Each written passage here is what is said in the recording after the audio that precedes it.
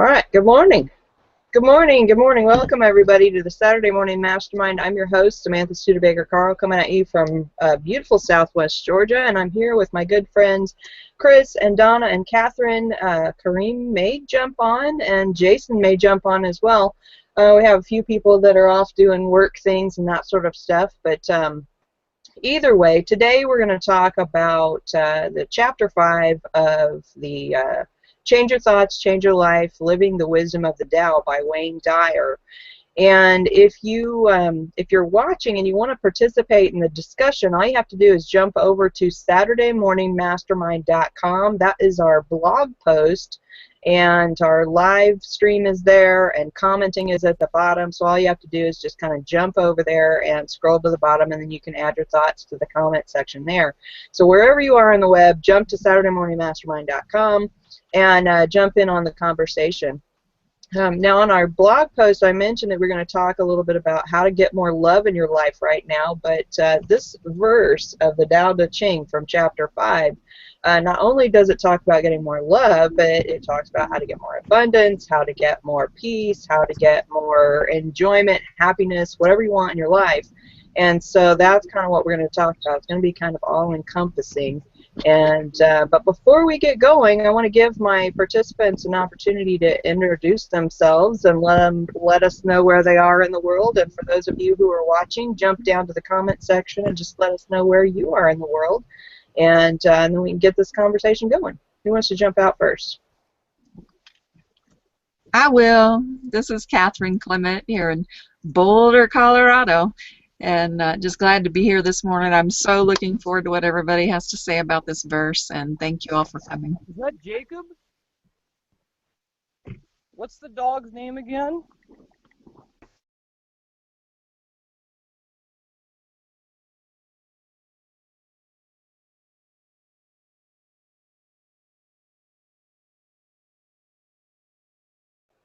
You want to jump out, Donna? Oh, Sandy's jumping on.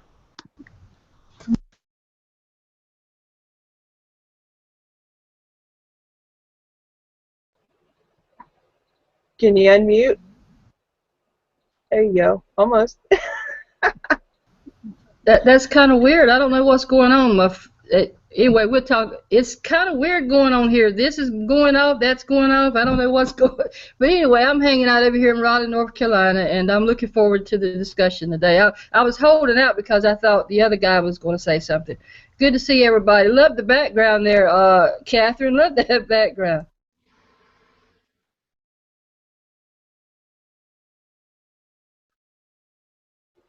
There's Jason, jump out, and then Sandy. Hey guys, how you doing? Good. Good morning. Good Saturday morning. It's great to be here in the Saturday Morning Mastermind. Jason Roberts, and I'm looking forward to the discussion today. Got up a little bit late. It was a late last night. This is a beautiful weather after being rained on for 3-4 days straight. So I'm up and ready to go. And after this, I'm gonna get out and have a good time. So let's get this rolling. Again, sorry I'm late. How y'all doing? Hi Sandy. Hi Catherine. Hey Donna.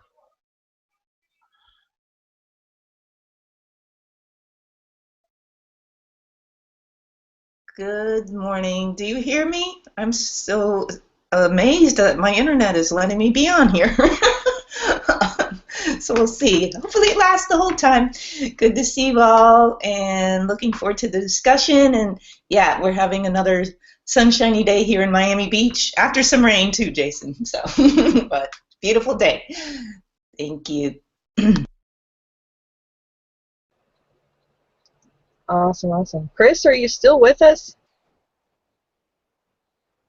You mentioned that he was working, so there you go. There he is. You want to introduce yourself? Yeah, that's Chris Peters here from Brandon, Manitoba, Canada. Thank you.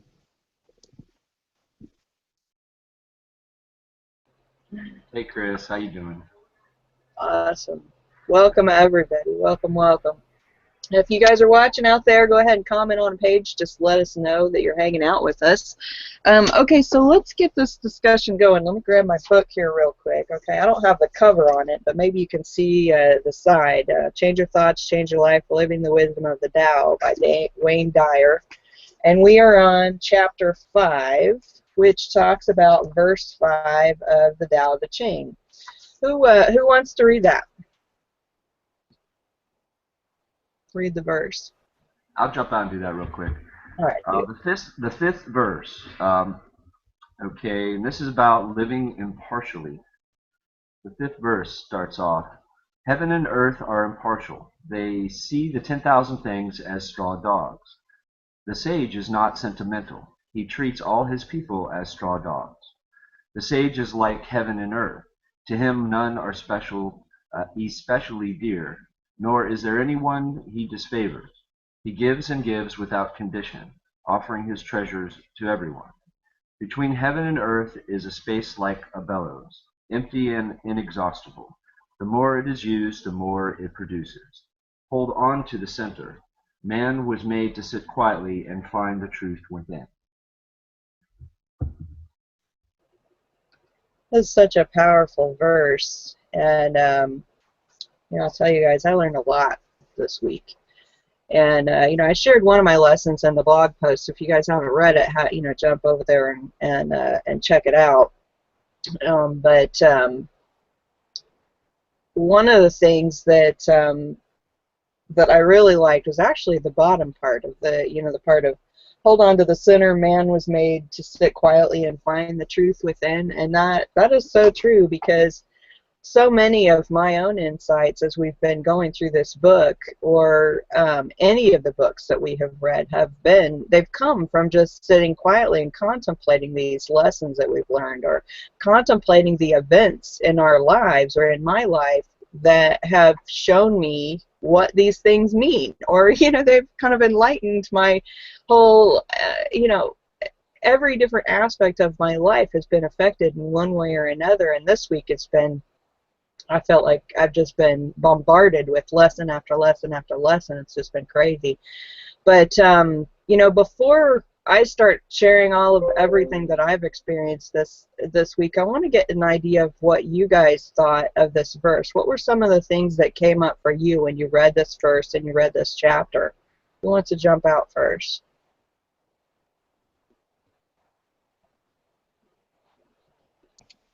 Well, ladies and gentlemen, I have to get a copy of the book first. I don't have it yet. I probably have to go to Kohl's in the mall here in Brandon, and I'll order it. I guess I'll have to order it, because, yeah, I don't have that book yet. And I don't, when I find something inspiring, I buy it, especially music and stuff. Like, I don't like downloading. I don't like pirating. And people who write amazing books and amazing art deserve my money. So I am going to go buy a physical copy of that book. Thanks, guys. Go ahead.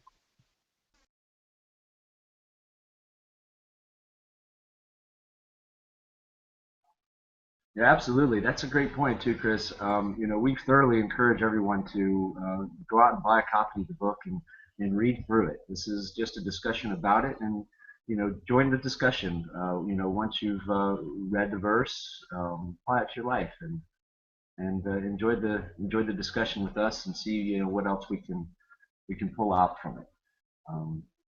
For me, this verse didn't really resonate with me too much. It seems that that this verse pertains to maybe like royalty, or people that are in a higher position, how how they should give their attention to their people, to the people that they govern, and whether they should treat some people differently than others. And so I had I just had a little bit of a hard time wrapping my head around like what was really being meant in this.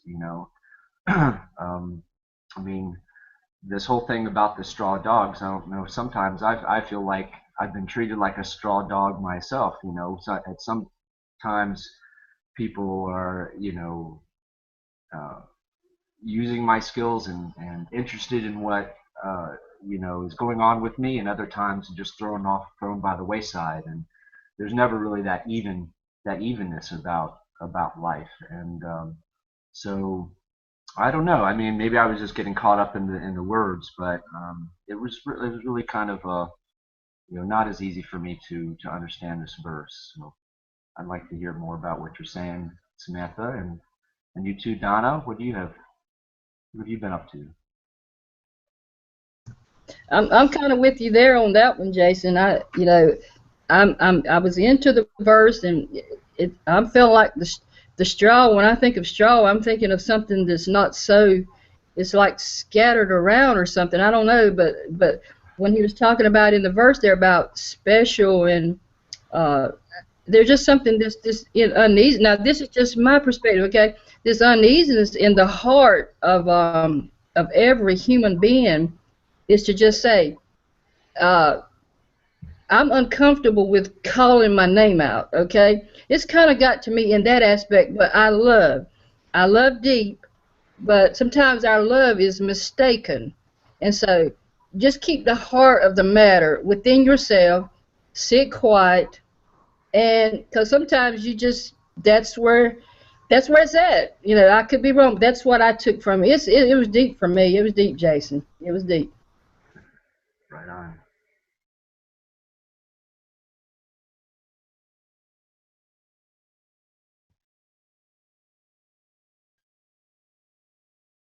Who else wants to hop out? Catherine, we can't quite hear you. I'm trying to, the way I have to position my webcam, I can't see the button sometimes, so it's kind of weird. Can you hear me? Yeah, okay. Very interesting. I think we each, obviously we each get something different out of it. To me, it spoke to balance and neutrality, and like in this positive thinking world or whatever, this niche that we find ourselves in, I think we focus, sometimes if it's possible, I think we can over focus on the positive. Like you can get pulled out of balance either way, whether you're focusing on the negative or focusing too much on the positive where you're completely, removed from reality. You can get that way, so there's always this give and take, and trying to find the neutrality. That's what it spoke to me about, just like not putting too much emphasis on anything, but being able to step back a little bit and look at the larger picture and keep in mind that the 10,000 things are permanent, and the straw dogs, treating people like straw dogs, I think it's like we're the players, we're the actors in the play, we're the characters, and just to kind of keep that in mind, that it's a big play, and not to get so completely immersed to where things can throw you so far off. That's what I got. Part of it, anyway. Do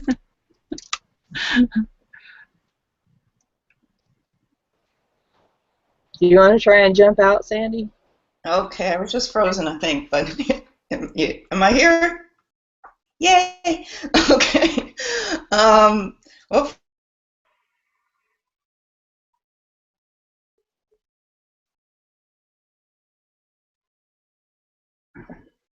Oh, I guess she froze. Bummer. See if she comes back real quick. It doesn't look like it. Well, that's disappointing. Oh well, she'll jump out when she gets an opportunity to. Hey, Kareem, you're back. Yes, I am. Sorry, I had to take care of something. No problem, no problem. Did you want to jump out and share what you thought this verse meant? Yeah, I can do that if you want me to. Sure, if you feel like it. And I just want to say hi to Jason. I don't think I've met you before. How you doing? And yes, I do have my bird here with me today. So, can I just start off, or doesn't it matter? Yeah, it doesn't make any difference. We're just talking about this for verse 5 and what everybody kind of got out of it to start out with. Can you repeat it because I didn't hear it? The verse? You're Yeah. talking about oh, okay. Yeah. All right. I So need you to don't have pull the it book up. either. I need to pull it up. Okay. Well, if you want to pull it up, and then I mean, we can just go on, and then Okay. we can come back around to you. Okay. That's cool. I know you were busy doing something, but that's okay. Okay. All right. So, oh, sorry, Sandy. I'm sorry you're having so many issues with your internet. That's so frustrating. Yeah, share on the page. That'd be great. Okay, so I want to share just a little bit of what the first thing that came up for me with this verse was that and here it's talking about heaven and earth being impartial and seeing the 10,000 things as straw dogs, and then it also goes on and it says that that the Tao, basically between heaven and earth is a space like a bellows, empty and inexhaustible. The more that it's used, the more it produces. And of course, it's talking about the Tao, or the the unlimited, infinite universe, the creative energy. Everything that is the Tao is unlimited, right? And it's saying that this unlimited resource is available to all of us impartially. It gives to us in every way, shape, or form impartially, right?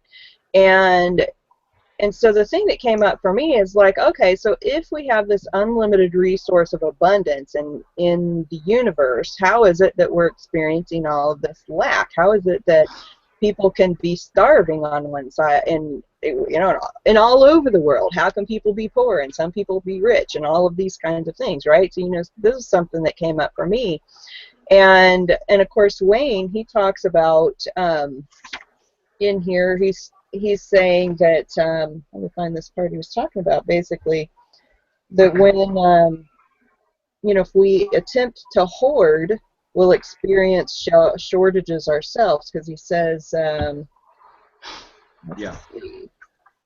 He says he encourages us to be aware of this unbiased source, and as a bonus, to enjoy the paradoxical nature of the Tao.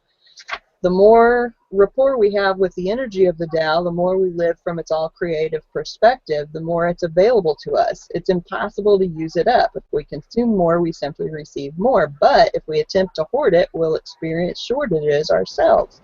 And what that kind of says to me is that here we have all this abundance. The world is abundant, the universe is abundant, and yet we have all this lack that we're experiencing because we, as the human race, are creating lack. We do it. We're the ones that put conditions on everything. And so because we put these conditions, because we are not impartial to everybody else and every other thing, that we actually create our own lack in the world, that we're the ones that cause it. It's not, there isn't some outside force that's saying, okay, you can't have it because, you're being impartial, or you're being conditional, or you're being, whatever. It's us. We're the ones that create it, because, if you look all around us, that saying everybody likes to say, or not everybody, but you hear it a lot, that that says, money doesn't grow on trees. We've all heard that, right? Yeah. Right. Yet, that's exactly where money comes from.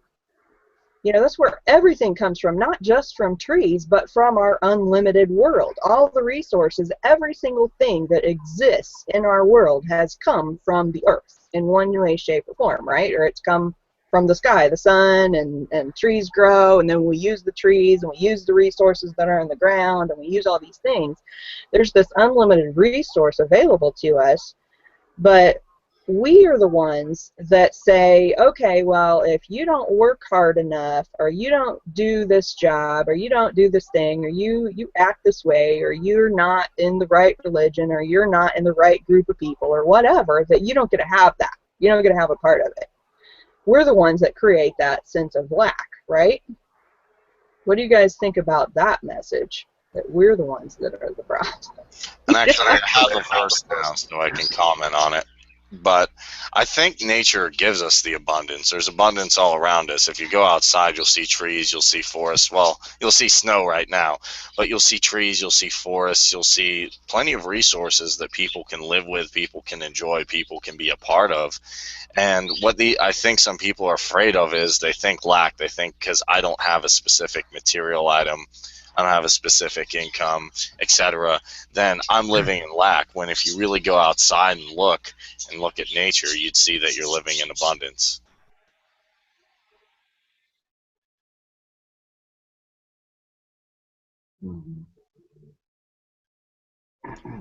That's all I had. Yeah, that's cool. I was just waiting to see if anybody else wants to jump out and comment on that. Anybody? I think that's a great,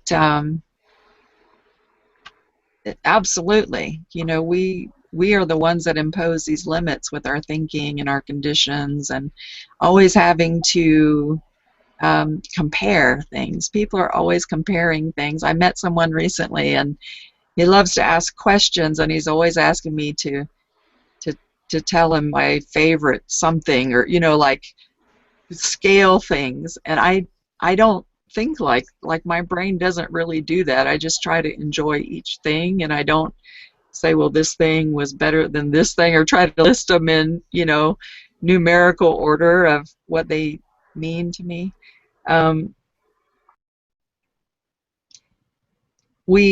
We superimpose so much on ourselves, and just the whole concept of just one simple little thing like owning land, you know, or owning the beaches. You know, that's one thing that really freaked me out. I'm from Clearwater, Florida, but I was gone for well over 20 years before I went back to visit. And the beaches are owned now. And I'm like, how can anybody own the beach? I don't understand. You know, and if you think about it, how can anybody own a piece of land, really? I mean, we've kind of invented this huge mess, not really a mess, but, you know, this very complicated system. We've made it so complicated when it really doesn't have to be and shouldn't be. It should, you know, there should be more. Nobody should be starving in this abundant world. You know, there's so much food.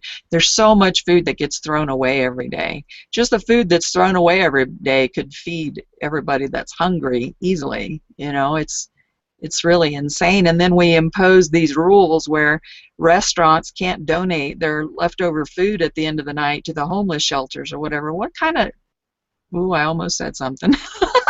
I mean, but what is that? How can we make that rule? How can we make the rule that you go to jail if you stand out there and feed the homeless? You know, there's a lot of people that are trying to be the change and trying to help people, and they get arrested for it. We make some of the craziest rules I've ever seen. So, but yeah, there's plenty of abundance. We just have to quit restricting it. You're absolutely right, guys.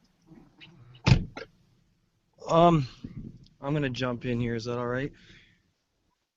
I think it's greed in the human condition, and until people wake up and realize that we do have to share everything equally, there'll always be famine, and that's the unfortunate part. Once greed and money goes to people's minds, especially the global elites, this is what they want. This is exactly what they want, and it's unfortunate that we're living in such a constrained time period. And they want things to be complicated so they can control us. That's what they want. So we have to revolt and break the chains and educate and mastermind and help people get off the treadmill. And that's what needs to happen. And then these restaurants, these stupid laws wouldn't be in place. I've never heard of that. That doesn't exist in Canada.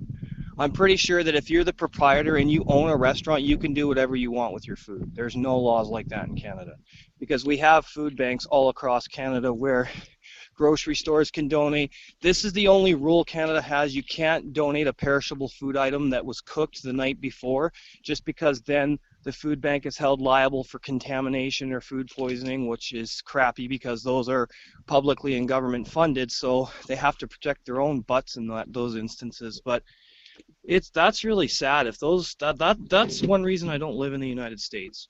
Well, one of many. But that, I just cannot believe that people down there are so twisted like that. That the police force. I'm done. I can't even talk about this anymore. Go ahead, guys. Yeah, when I used to do restaurant work, they would just throw like $300 of food away, probably a night. And I always say, like, can we give this to somebody? Doesn't someone need this? Couldn't we better use this? I mean, it wasn't even healthy food, but still, somebody would be grateful to have it. Yet they're like, why do we have a hunger cry? Why do we have poverty problems? Maybe because we don't use our resources and don't use it to help other people. But we waste them. They waste them, Kareem. That's the problem. Go ahead, buddy. Sorry, I cut you off. And recently I met a dude named Adam Smith, and he actually has this dream, funny enough, of he was talking to me about taking food that restaurants throw away and helping everybody he could, cooking like vegetarian and healthy meals to help other people. So there is hope, though. I do want to say there is hope. It's not all bleak. No, I know. You're right. You're right. That's good. It's not, not everybody is thinking that way. We all, we have a lot of people out there that want to, kind of make the changes that are necessary to provide for everyone. So it's not real bleak. I'm actually pretty encouraged by what I'm seeing. A lot of the stuff that I'm seeing through these masterminds and how people are opening their eyes and seeing that there is a way to handle these individual things and still all of us all of us share in the wealth, so to speak. The abundance is all around us, but if we and I like what it says, if we use the energies of the Tao, the more we use them, the more they're there for us. But if we try to hold them back and we keep others from using them, we try to keep others from being aware of it or try to manipulate others, then there will be less for ourselves. So like what Samantha says, how much of this are we doing to ourselves?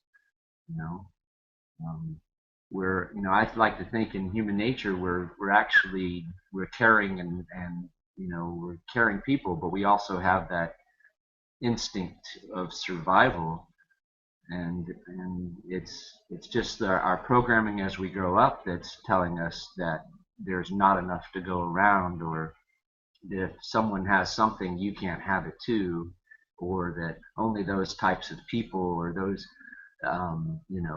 people that look like this or have that or do a certain thing can have certain things, and we're really all, like it's saying, we're all special. We're all here on this planet, and it's just there's no other sign of life that we know of out there in the universe yet. So what, how can we not be all special and at the same level, And if we do think we're any better than someone else, then doesn't that in a way take away our personal power? What do you think, Samantha?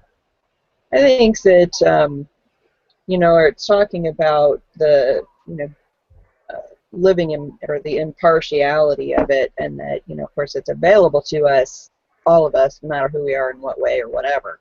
But then we as the human race, we put these conditions on who we're going to allow it to be available to, right?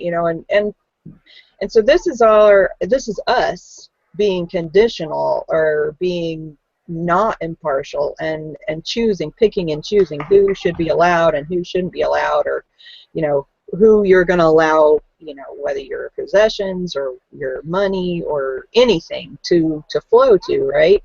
I kind of had an idea that came into my head, and it was like, okay, so on one hand, we will sit here and say, we should give, we have this idea that giving $50 to like some fund that goes and feeds the children in Africa or whatever, that is something that we're all like, oh yes, this is good, right? We should do this.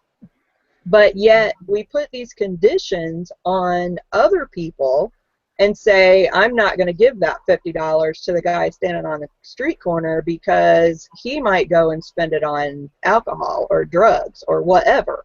Or I wouldn't pass that $50 out my window to the guy in the car next to me because he has access to the same things I do. He probably has a job. He doesn't need this $50. You wouldn't take that $50 and spend it on groceries and then walk around to all your neighbors in your own neighborhood and just pass it out. And so this is the conditions that we're talking about. We're not just talking about it's all available and we create this lack. It's all of these ideas that we have in our head of what is being impartial in your giving, and so when I thought about that, I'm like, it works this way with everything, not just with money and food and all of that. It works this way when we talk about love. Like in the blog post I wrote about giving love to my husband just in general, and how as humans we get in a relationship, and if the person doesn't meet certain expectations or they don't do these certain things, that we will withhold our little bits of love, or we'll get mad, which basically means we're withholding our happiness with them, right? We hear a lot of times that the women will always be upset because the men leave the toilet seat up, right?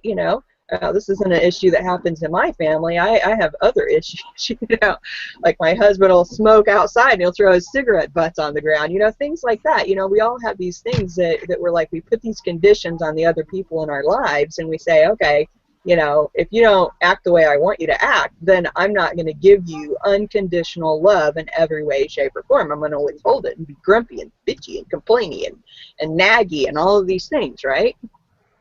So, I mean, this is kind of one thing that came up for me as far as as far as living impartially. So it's not just about money and funds; it's about everything. But we can look at our jobs in the same way. We can look at our relationships with our neighbors. We can look at our employee, if we have employees, or if we have friends or coworkers or anything like that. It's like you can go through your life and be like, okay, if I'm not loving or giving unconditionally to everyone, then I'm living, conditionally. I'm creating lack in all these different areas of my life. I don't know. What do you guys think about that side of it?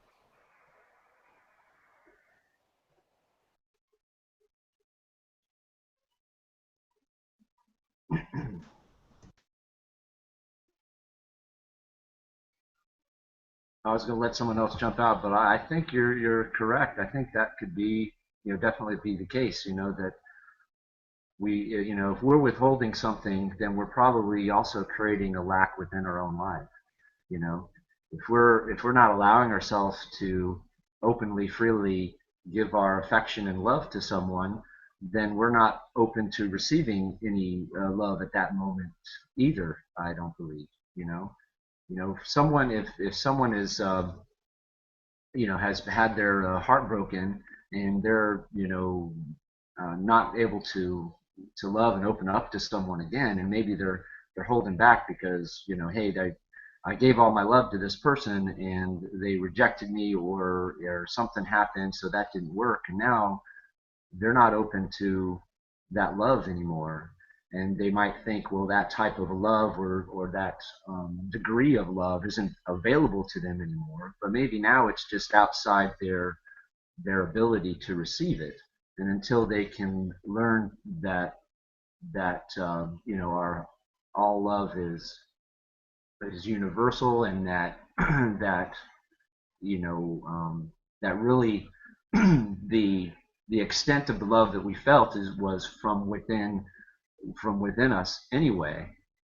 That we can create that if we choose to. Again, of course, we have to be aware that there are these ebbs and flows of such things, and also understand that the love and the pain are all part of life, and that we accept them wholly as much as we do. We accept the positive as much as we do the negative.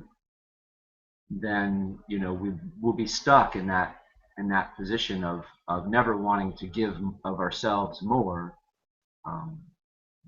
because we're scared that we're going to lose more than we ever had or that we gave.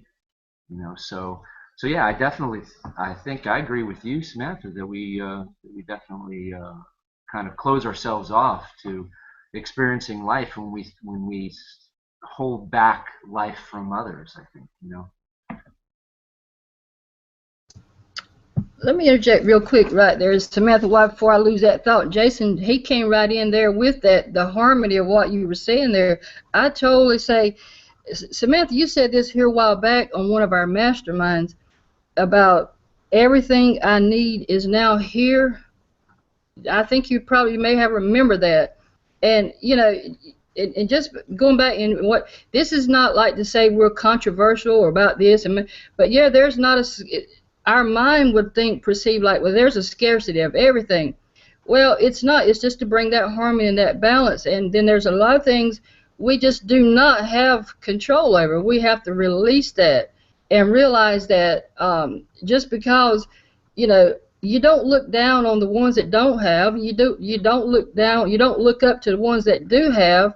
You just realize that your place of authority is within you. And like Jason just pointed out, a key thing there, you take that point of pain, that point of passion of that, and there is a passion, such thing as a passion of pain.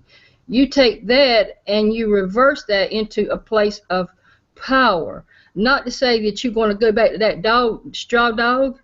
You don't want to do that. You want to take that and put it in the harmony of just go with the flow of the heart and know that everybody, not just one person, is special. All of us are here in this circle of this thing what we call life. It's got nothing to do with anybody. It's all of this thing of harmony, not controversial, harmony. That's it.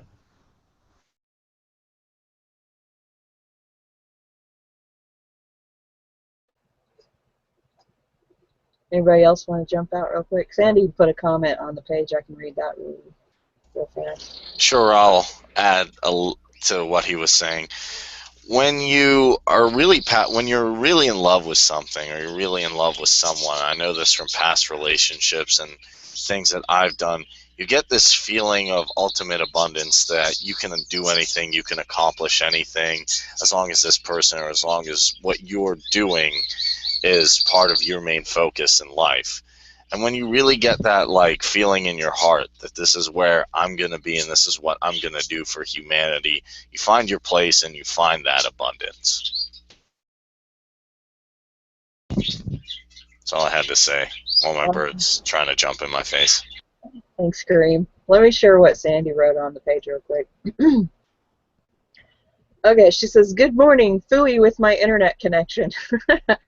And she says, so as I was saying, when I read the first paragraph, I immediately thought of Neville Goddard, as I've been immersed in his reading for months. His work is largely around manifesting what you desire into your life. He states that God, creator, universe, whatever you like to call it, doesn't discriminate, doesn't give more to some or doesn't give more to some over another.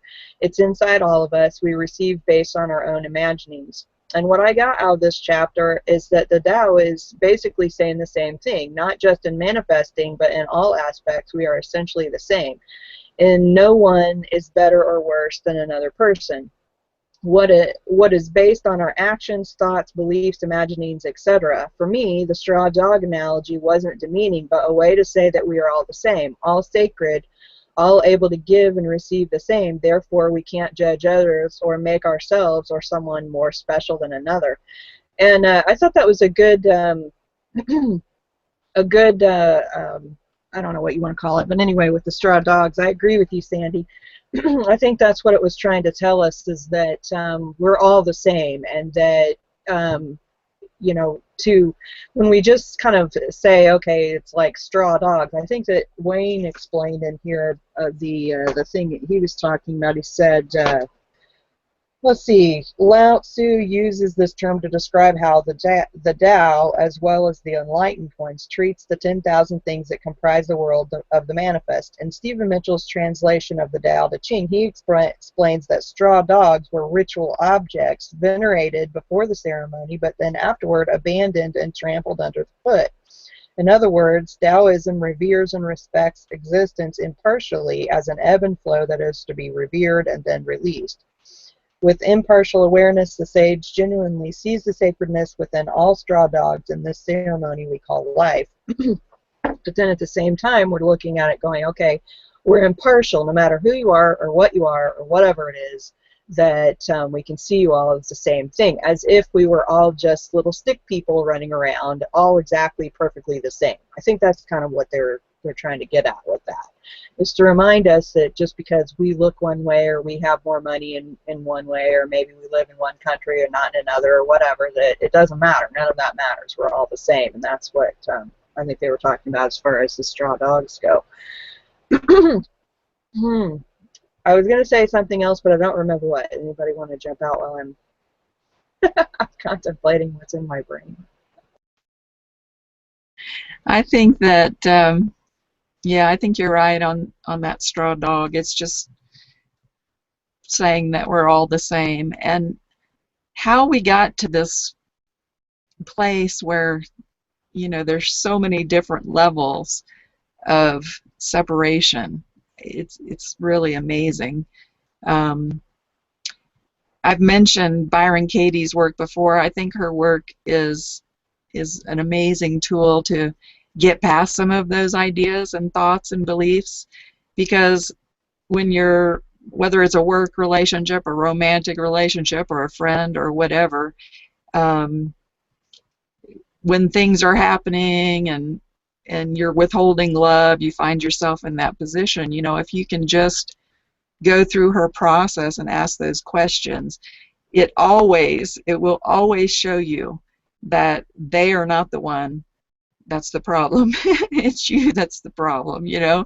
Like it brings it right back to you when you're with someone and you know, you're saying, oh, well, they don't show me affection or whatever. Guess who's not showing affection, or who's not allowing affection? It always comes back to you when you go to self-inquiry about it. So we like to try to blame it on other people, and we have lots of texts, you know, books and things that help us, or tell us to put that separation in there, and that's how we've gotten ourselves where we are. But, you know, like you said, I'm so encouraged. I see a change happening just in my short life. I really do see a change happening, and I see people understanding. I see people recognizing that the world is abundant and there is enough for everyone, and trying to take some of those degrees of separation out of there. But, you know, it's taken us a while to get here, so it's taken us a while to get out of it, but at least we're headed in the right direction, I think.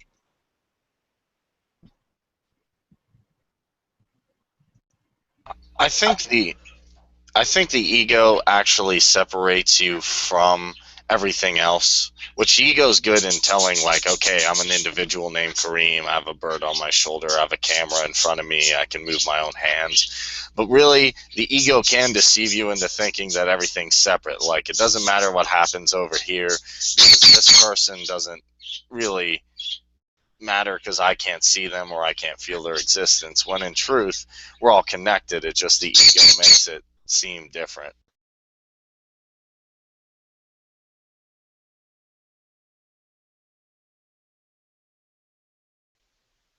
He wants attention, Kareem.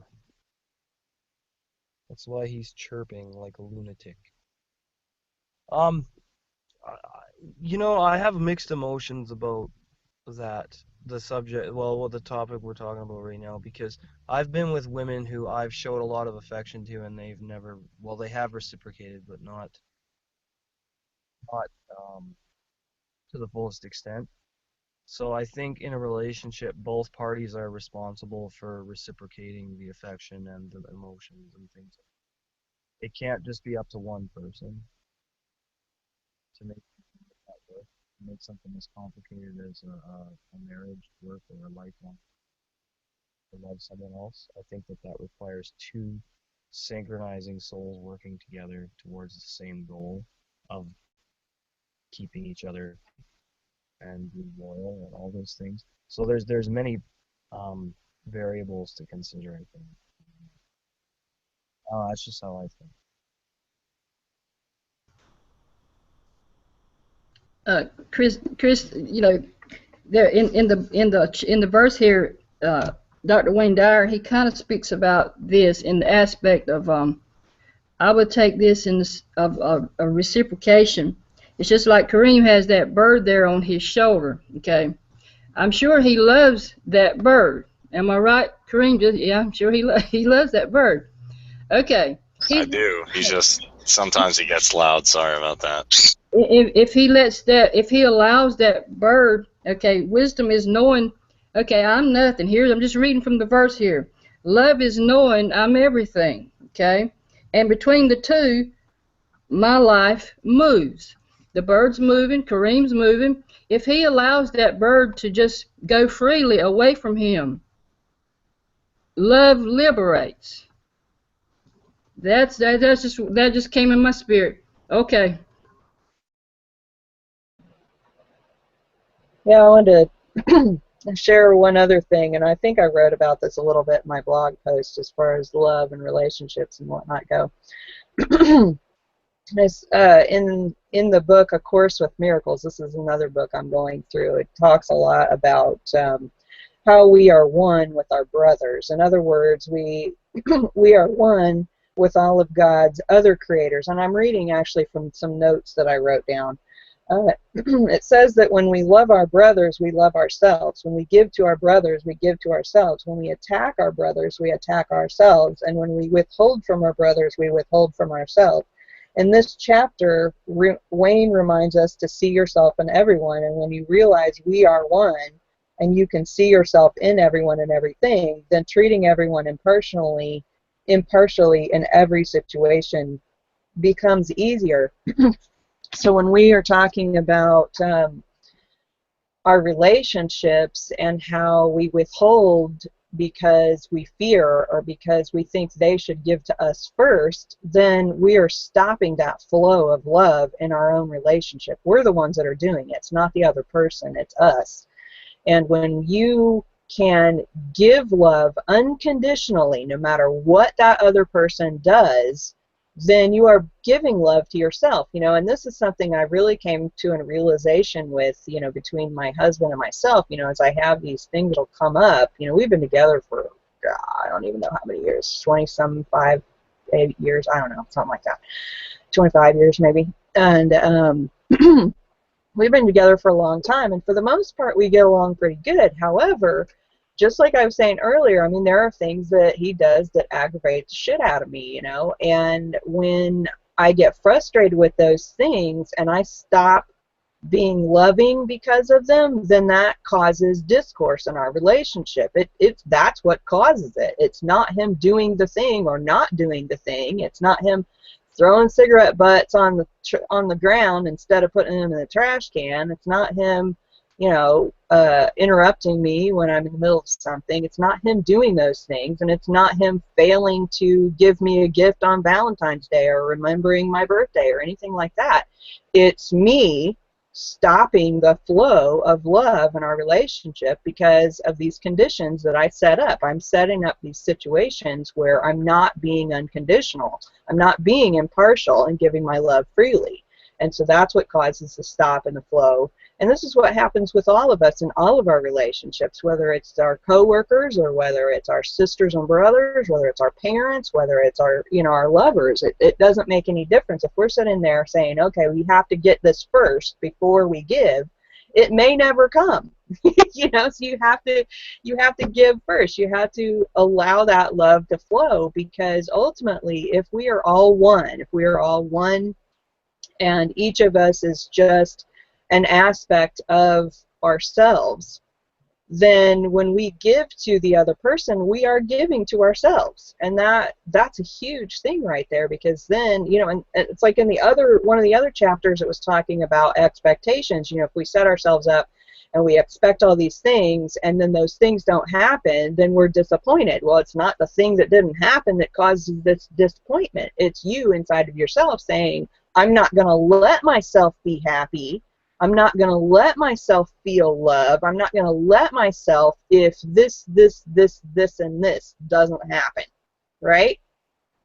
And so that's why it's important to just give unconditionally in every aspect, you know. I mean, that's what this verse is talking about. You know, I had, you know, we're coming up at the top of the hour. I had so many experiences this week that kind of reinforced this with me. And one thing that's going on with me in my life right now is that my husband is putting together a business, and this is back up in Indiana. We're getting ready to go back up there. Have 2 grandchildren on the way. We've got a business that's getting ready to start.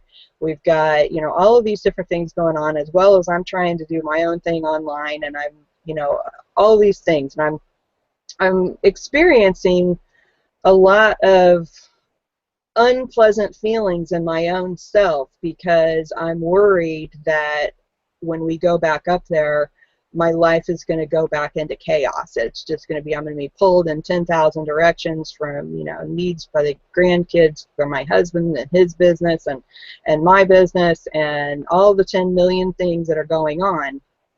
And so I was frustrated. I'm like, you know, kicking and screaming, trying not to go back up there, right? You know, and so I realized that what I was doing is I was actually setting myself up with these conditions, saying that if this, and this happen, I'm not going to be happy. I'm going to be frustrated. I'm going to be pissed. I'm going to be a bitchy, cranky, whan boo boo person because all these things are happening, right? But in reality, I'm the one that is going to block my own happiness, because if these conditions happen, I'm setting myself up. I'm like laying out the plan to be unhappy, you know? So when I realized that, I'm like, wait a second, you know, I have discovered in the past couple of years, you know, there's been about almost 3 years now where I've had a lot of peace and calm and tranquility, and I've spent a lot of time meditating and being one with myself and learning all this personal development stuff. I know how to be happy, and the key to me is, you know, that stuff won't make me happy. I know that, right? Okay, but if stuff won't make me happy, then how can chaos make me unhappy? It can't. I choose what's going to make me happy and not happy. I choose whether I'm going to feel love or not feel love. I choose whether I'm going to experience abundance or not. I choose whether I'm going to be happy or not. All based on whatever conditions I set up for myself. So, what do you guys think about that? You got it, girl.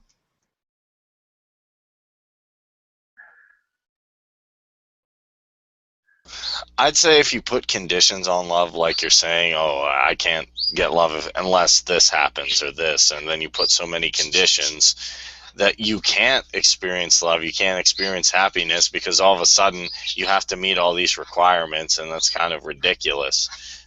When I think everybody, every sentient being is deserving of love and compassion and caring.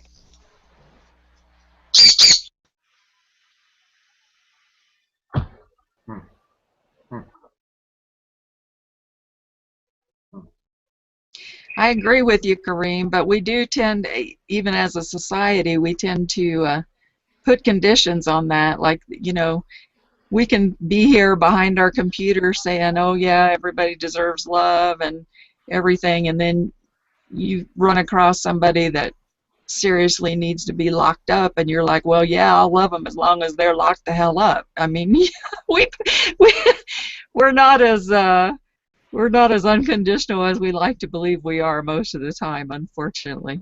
I mean, I try and do what I can. I'm not gonna like go necessarily to maximum penitentiary places. But if I see somebody who's homeless or somebody who could use some help or somebody who might be a little bit down on their luck, I might give them something. I might help them out. I mean, it's taking that perspective and giving it to everybody, and then you'll slowly change the world for the people who do work in those institutions. Not saying like I can't save the world by myself, but if I can inspire others by some actions of kindness, maybe we can. My final parting word. I was listening to you, Samantha. I had to step away from the computer there. I could kind of feel. I don't know your whole situation, and nobody can give you that what you're seeking for. And like you said, it comes within you. You know, you follow your intuition, you follow your heart, because just because some people, when you're married, that's a big responsibility, because I've been there myself. I've been there. And marriage is not a bad thing. Marriage is a good thing, but it takes a lot of work. And just because somebody, you go with the flow of your heart, because what we just said earlier in this chapter, everything moves in that liberation of love, okay? Because you don't want that friction, but it's hard to love unconditional. There's only one person I know that can do that, and that is our master.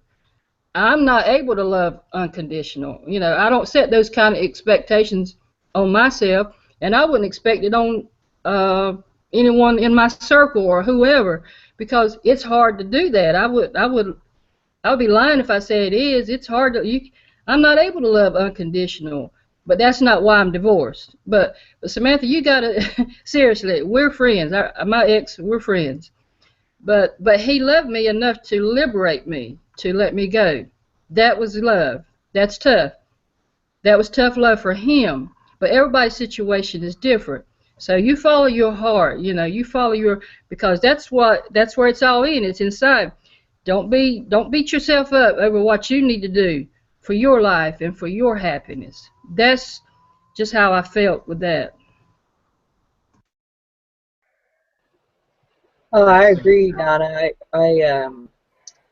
For me, this was just a bunch of lessons learned of where I was blocking myself, And, for my husband, he experienced this whole week completely different, because we've kind of been at odds this week, because he wants one thing, I want something else. Or at least I thought that I, wanted something else. My biggest fear right now is just losing this peace that I have in my life. But I'm realizing that I'm the one that has the choice. I can either have peace in a calm environment, or I can have peace in a chaotic environment. It's up to me what I make out of it. And that's kind of the biggest thing right there. And as far as living giving love unconditionally, I know it's hard. I've realized how much I'm not doing it.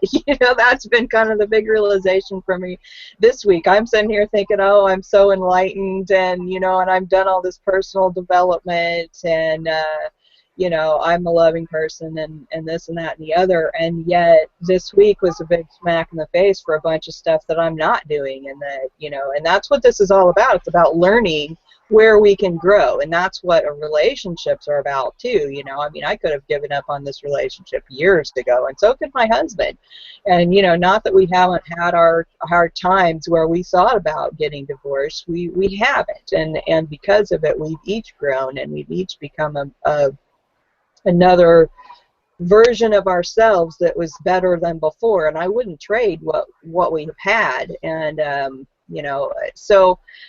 But yet I do understand that it's hard to love unconditionally. God knows I've struggled with it by far more than my husband. He has to put up with me a whole lot more than I have to put up with him. I don't know. I'm a little more easygoing on things, but either way, it's just it's all about realizing where you can work on yourself, I think. And that's what this verse is all about. It's about showing us where we can work on things as far as being impartial in our lives and whatnot. So I don't know. Any final thoughts before we wrap up today? I think we're at the top of the hour, and I know I could probably talk on this for a little bit longer. I have a couple other things that came up for me this week, but I'm not gonna keep on going past the top. What do you guys want to final out with? I'll jump out real quick, and just since we've brought this up a lot, love has come up quite a few times. If you haven't explored something called love languages, that might be something you take a look at. You know, it's just people show love differently, and they express it differently. Different things. People have these conceptions that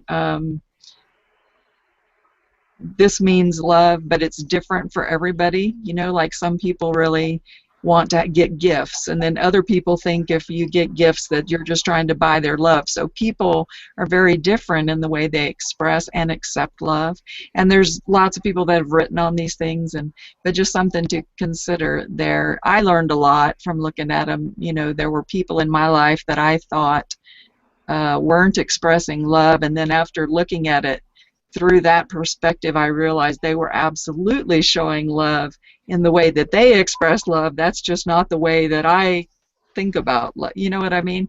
So check that out, and just thank you, everybody. This was a wonderful verse, and yeah, we could talk for hours more on it, but thank you for coming, and join us in the in-between discussion. Maybe we'll continue the conversation.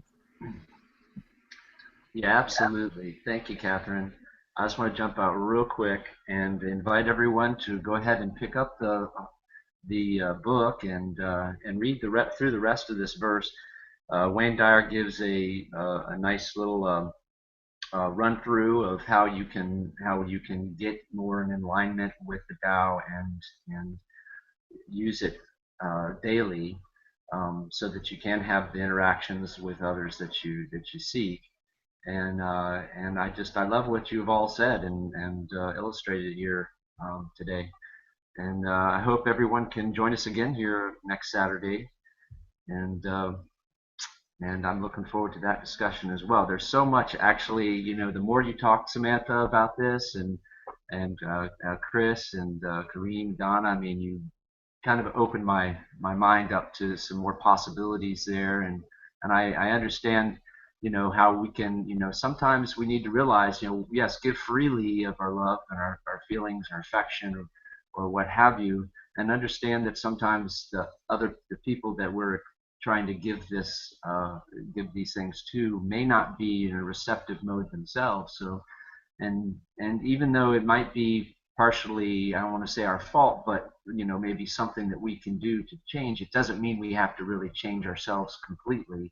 You know, we can just maybe, you know, use other tools and skills to help the ones that we want to interact with understand what we're trying to do and how we're trying to enrich our lives as well as theirs. So, I mean, this stuff is really deep.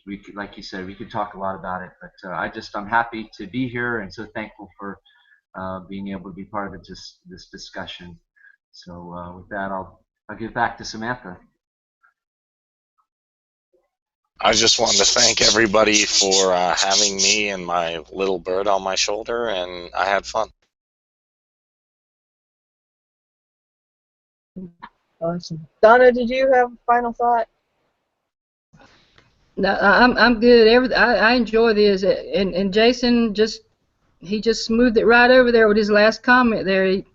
That's awesome. Awesome, guys. Thanks so much for sharing with us. And for those of you who are watching, if you haven't already shared your thoughts on the page, go ahead and do that. You can scroll down to the bottom of SaturdayMorningMastermind.com and leave us a comment. And with that, we're going to go ahead and wrap it up for today. Have an awesome, amazing, wonderful weekend, and we'll see you again next week on the Saturday Morning Mastermind. Please like this video. Comment on our page, subscribe to the YouTube channel, and then you'll be sure and keep updated each time we upload a new video. So with that, have a great day, and we'll see you next week.